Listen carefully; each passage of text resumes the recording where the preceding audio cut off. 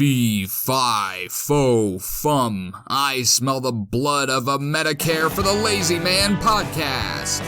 The grass is greener under this Medicare podcast. And now he can tell the difference between a pandemic and a panic. Medicare expert Doug Jones.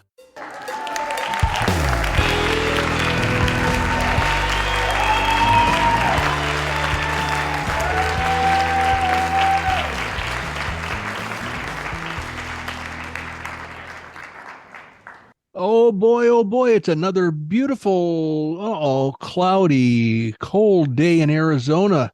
Welcome to another episode of the Medicare for the Lazy Man podcast. Sorry for that weather report, but it's obvious that this is not the sunny, warm, beautiful Arizona that I thought I was getting when I moved down here. And so I am distraught, but I know somebody who's probably even more distraught than I am, because I know this is going to go away. But we've got Mr. Carson, who is definitely always disturbed when the weather is not sunny. Anyway, welcome to Medicare for the Lazy Man podcast. We're going to talk Medicare. We're going to make sure that your Medicare information is accurate, correct, and delivered in a snappy manner. That's our goal always. And if you like to read your Medicare information or listen to it in audible book format, I've got a great piece of news for you. If you go to Amazon.com or BarnesandNoble.com and search Medicare for the Lazy Man, you're going to find an excellent book that will tell you everything you need to know about Medicare in order to cause you to be a Medicare expert. And believe me, I wear that badge proudly, and I think you should too. So go buy Medicare for the Lazy Man. You can get it in any number of versions. You can get a hardcover, a paperback, a Kindle or ebook version, and you can get an Audible version. And once you have absorbed the knowledge, and that's going to be a fairly quick process, you will be as expert about Medicare as probably 90% of Americans are today. So go get that book, sleep on it, put it under your pillow, and absorb that knowledge, and you will be the better for it. So having said that, I will introduce Randy Carson, who is always the first person I give the first book hot off the press to every year. The only flaw I see in that plan is that Randy is a soft touch, and every time somebody asks to borrow his book, he hands it off to them and he never sees it again. Then he comes asking for more free books from me. Hello, Randy. Hi, Doug. Ask me how many books of yours that I still have sitting around my office. Randy, how many books do you have still sitting around your office? None, not Zero. one. Oh, boy. Well, okay, I'm going to back the truck up over there. Get ready. Your Medicare Advantage alarm system will be set off by the people delivering another truckload of books. Well, that's okay, because I'm all about the books. I've tried to make good use of them. I've tried to provide them to folks that really need the information, and they've made good use of it. But I would like to point out that we are coming into the holiday season, and it doesn't matter which one of the types of holidays you follow, but this is the season for giving. And I would like to challenge you all to go to Amazon.com and order up, a half a dozen of Doug's books. Oh, boy. Now, if you did that, it'd take you longer to give them away. That's really good advice for you, Randy. It is, because I enjoy giving people stuff. I enjoy giving them information that's going to do them some good. And the other thing, I was just thinking about it. I haven't talked to Doug about it yet, but we may be running a special. It'll be very similar to what we've done in the past. It probably will be something along the lines of buy 6 and pay for 6. That's music to my heart, music to my ears. It warms my heart, the cockles of my heart. Well, I'm going to work on my idioms, but thank you. Thank you for bringing that up. What are cockles anyway? I don't know, but they don't sound that delightful to have inside your heart. And that reminds me, we've got a couple of people I want to shout out to. One is Roy, who had a shoulder replacement. Now, Roy came in here a few episodes ago and described some of his medical history and how his high deductible plan was ideal for him because it's got a low premium. When he's not getting a lot of medical treatment, he pays very little for his medical protection, his medical insurance with Medicare, but his history of medical problems has gotten kind of intense over the last few years, and Medicare is taking care of him swimmingly. But his most recent encounter with surgery was to replace his shoulder joint, and I've been keeping an eye on him, check on him every couple of days. He is recovering slowly, but they make him go to physical therapy. And that is, it's like almost getting a setback when you go in there. They make you do things that hurt, and then it takes a couple of days to recover from that. But all in all, he's pretty happy with the fact that that surgery is behind him and that he's slowly getting better. And then we have our friend Randy, who is going to be coming in at some point to tell us about his encounter with the surgeon's knife. Randy was not feeling as chipper as he had been, and so he went to be examined, and they decided that instead of opening up one of his heart arteries with a stent, that they needed more intense intervention. And so he just underwent a triple bypass. I've never really gone through that. I've only talked to a couple of people that have. And it's, when we were kids, I don't think that kind of surgery really existed. It might have prolonged the lives of a lot of people that I knew that dropped dead of heart attacks. So I'm hoping that when Randy is back to normal, that he'll come in here and tell us what that thing was all about, because many of the people in the audience, I'm thinking, are going to encounter surgeons who suspect that their work is needed to prolong their lives. Not just heart bypass like Drew's father, Andy McMillan, had, but also our friend Randy, who is much more close. He's not in Canada. He's right here in Arizona. And then Mary with her knees, and Roy with his shoulder replacement surgery. We're getting to the point where a lot of people have a lot of interesting medical things happening to them, and maybe it would be interesting for the audience to hear what it's like in case they have to undergo some of this treatment in the future. So anyway, I startled Randy with our subjects that we're going to talk about today, because he is easily frightened, and I didn't want to really cause him to lose any sleep. But we've got a little article called How Medicare Has Dodged Auditors and Overcharged Taxpayers by the Millions. So that'll be coming up in just a minute. But first, a couple of short items. Misleading ads are driving people to sign up for Medicare Advantage plans. Who would have thunk? Medicare beneficiaries are being warned to look out for deceptive Medicare Advantage marketing, some of which provides misleading information on savings, doctor networks, and may not fit patients' needs. Mailers designed to look like official government forms. Buses sporting scam pictures for Medicare websites. TV commercials featuring celebrities, I would say washed up celebrities, who encourage people to sign up for Medicare plans that do not always include their current doctors. With Medicare's open enrollment underway through December 7th, which is over now, ladies and gentlemen, health experts are warning older adults about an uptick in misleading marketing tactics that might lead some to sign up for Medicare Advantage plans that do not cover their regular doctors or their regular prescriptions, and they will drive up out-of-pocket costs. Now, that's the AP, the Associated Press. Here's a blurb from the New York Times. Medicare Advantage or just Medicare? Now, what could that possibly mean? Let's just read the first paragraph here.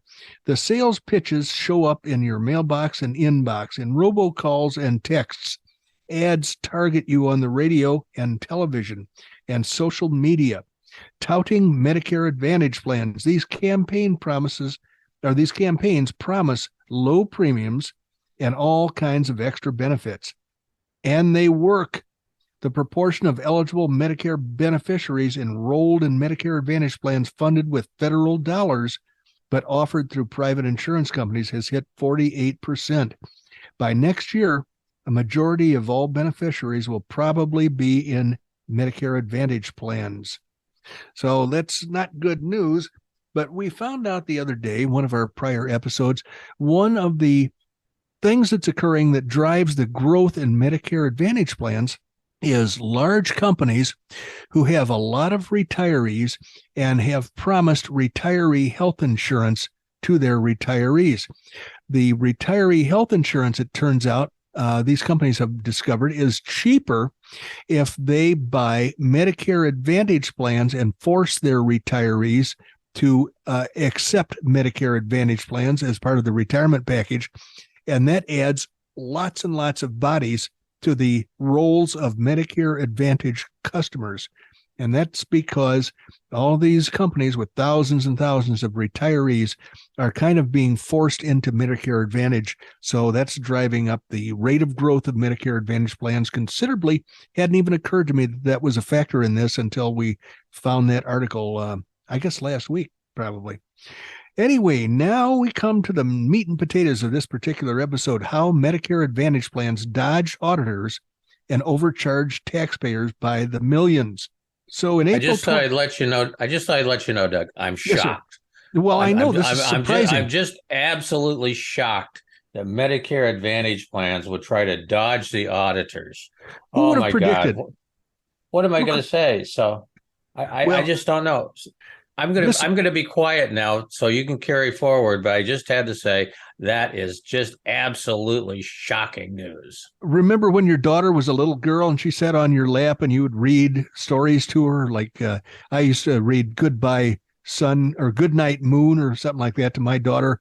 You'd think after the 10 million times of reading it, I'd remember the title of the book. Well, she's grown up, and I would hate to have her grow up in a world where Medicare Advantage, washed up has-beens have taken over the world with the evil Medicare Advantage plans.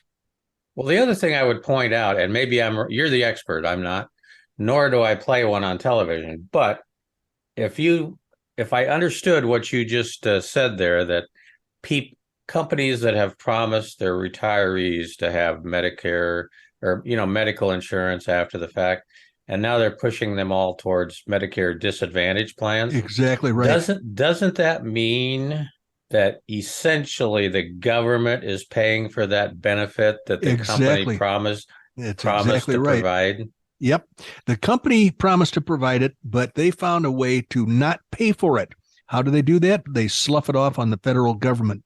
So they force these people to take Medicare Advantage plans. The federal government pays the plan administrator a capitation or a dollar amount per patient per month in order for the plan to provide medical treatment for the members. And that's how that works. So all of a sudden, these companies that have promised their retirees excellent health insurance benefits in retirement, they are now not so excellent. So, yep. That's I'm going to go ahead. I apologize for interrupting, but I was just so taken back that they were actually gaming the system. That's a good way to put it. But your interruption really allows me to elucidate. So don't ever hesitate to interrupt, especially if you think I'm not as clear or definitive about something as I should be. Well, you're an expert. I'm not. I understand these things in very simple terms. And that's why for a while I've been calling it Medicare disadvantage. But I come up, and I mentioned earlier in one of our previous podcasts, I've come up with a new name that might stick in people's heads a little, as well as the Medicare disadvantage name. Pinocchio Medicare. You had another name also. You came up with two at that time. Fauci fatigue. Yeah. That was the other one. Yep. I like those. I don't know if the Pinocchio Medicare one is going to stick as well as the Fauci fatigue. That certainly has alliteration that people can't avoid. And it brings a smile to my face when I hear it. So, frankly, you're right. These people need to have the story told to them over and over again. And sometimes I feel inadequate to do that. But I'm going to carry on the fight until others join me. And we will have an army of anti-Medicare Advantage people. But let me get back to this article here so that I can finish before noon. How Medicare Advantage plans dodged auditors and overcharged taxpayers by millions. Now, we heard in other articles that it was billions, not millions. But let's go with this article and see where it leads us, shall we? In April 2016, government auditors asked a Blue Cross Medicare Advantage health plan in Minnesota to turn over medical records of patients treated by podiatry doctor practice. Okay, turn over medical records of patients treated by a podiatry practice whose owner had been indicted for fraud. Medicare had paid the Blue Cross plan more than $20,000 to cover the care of 11 patients seen by Aegeus Healthcare, a chain of podiatry clinics, and they were seen in 2011. Blue Cross said it couldn't locate any records to justify the payments because Aegeus shut down in the wake of the indictment, which included charges of falsifying patient medical files. So Blue Cross asked the Centers for Medicare and Medicaid Services for a hardship exemption to a strict requirement that health plans retain these files in the event of an audit. Boy, oh boy. So there's a rule to keep files in case of an audit. And what's the first thing they do? They throw away the files so that the audit cannot take place. That sounds a little suspicious to me, Randy. I know it probably does to you too. So here's a related story. Audits hidden until now reveal millions in Medicare Advantage overcharges. Taxpayers had to foot the bills for care that should have cost far less, according to records released after a Kaiser Health News filed lawsuit under the Freedom of Information Act. The government may seek to recover up to $650 million as a result. CMS, that's the Centers for Medicare and Medicaid Services. You'd think it'd be CMMS, but you would be wrong. So they granted the request, and auditors removed the 11 patients from a random sample of 201 Blue Cross plan members whose records were reviewed. A review of 90 government audits released exclusively to Kaiser Health News in response to a Freedom of Information Act lawsuit reveals that health insurers that issue Medicare Advantage plans have repeatedly tried to sidestep regulations requiring them to document medical conditions the government paid them to treat.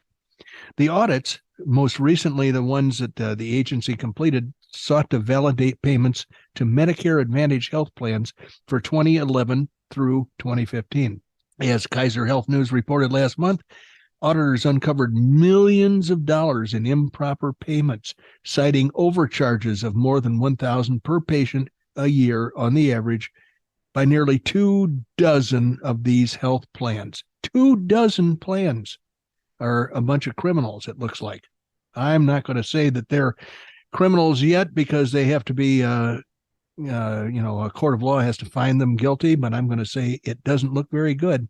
The hardship requests, together with other documents obtained by Kaiser Health News through the lawsuit, shed light on a secretive audit process that Medicare relies on to hold accountable the increasingly popular Medicare Advantage health plans, which are an alternative to original Medicare and primarily run by major insurance companies.